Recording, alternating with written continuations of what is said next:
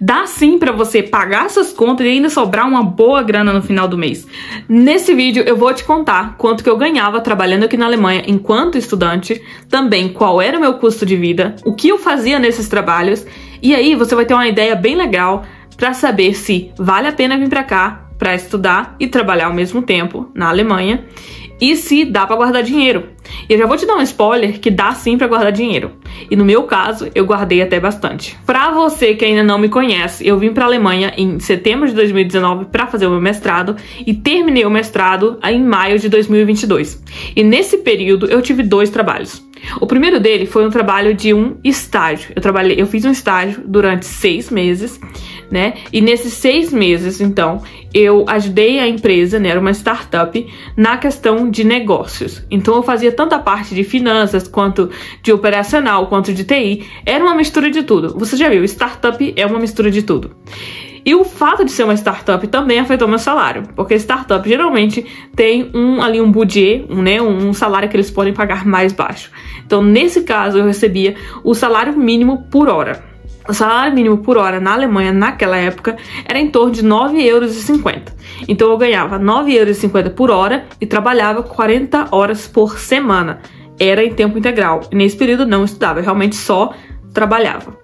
E com esse salário de 9,50 por hora, eu conseguia 1.600 € por mês, bruto, e 1.200 neto.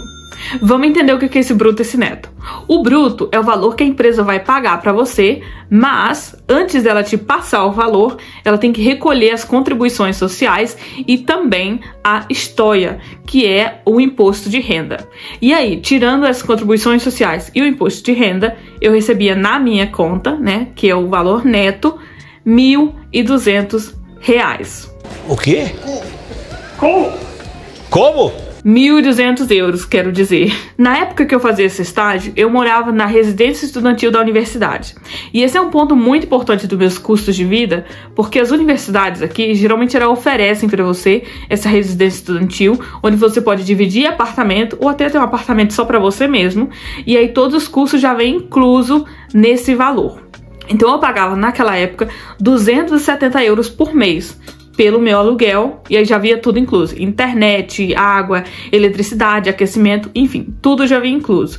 O que eu precisava pagar extra, obviamente, ainda era a minha alimentação. Então eu gastava 270 € de aluguel, mais 100 € de alimentação por mês, e além disso, eu gastava em torno de 69 € para o meu seguro de saúde privado, porque aqui sim, você é obrigado a ter um seguro de saúde, e eu pagava pelo meu 69 €.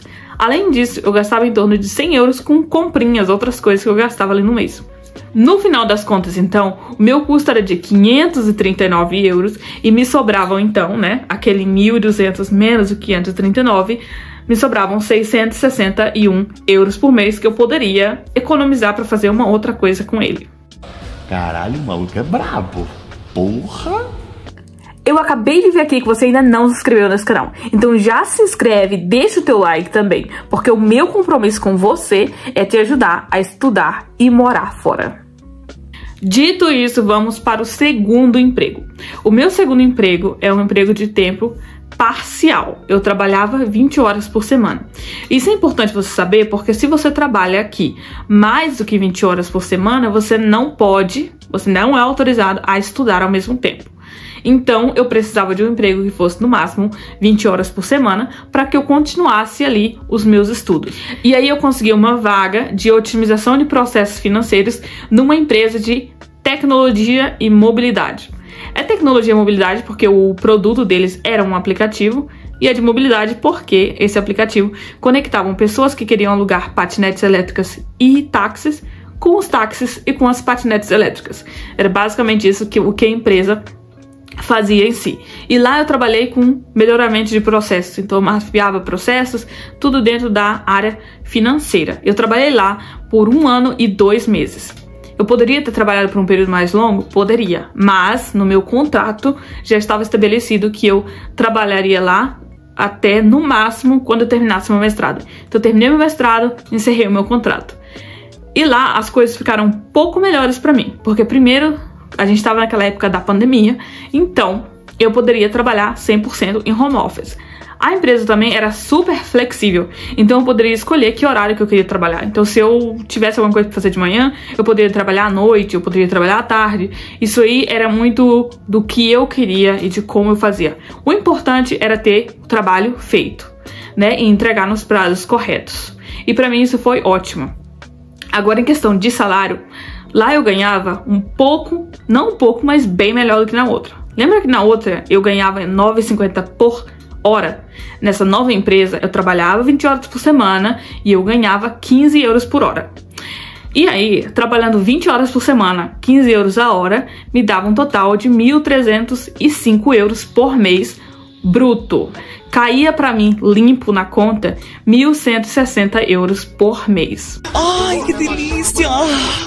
Além do meu salário ter mudado, meu custo de vida também aumentou. Porque lembra que eu morava na residência estudantil? Então, nesse período, eu acabei indo morar junto com meu namorado e a gente dividiu o apartamento. Então, os meus custos morando com meu namorado foram um pouquinho maiores. E foram só um pouquinho maiores porque a gente fez um acordo, né? Já que ele trabalhava em tempo integral e ganhava, obviamente, muito mais do que eu, para que eu conseguisse pagar as minhas contas. Então, seguindo ali o nosso acordo, os meus custos de vida eram 270 euros de aluguel, 15 de internet, 25 de aquecimento, 20 de eletricidade, 69 de seguro-saúde, isso não mudou, 100 euros de compras mensais. Isso dava um total de 629 euros por mês de custo.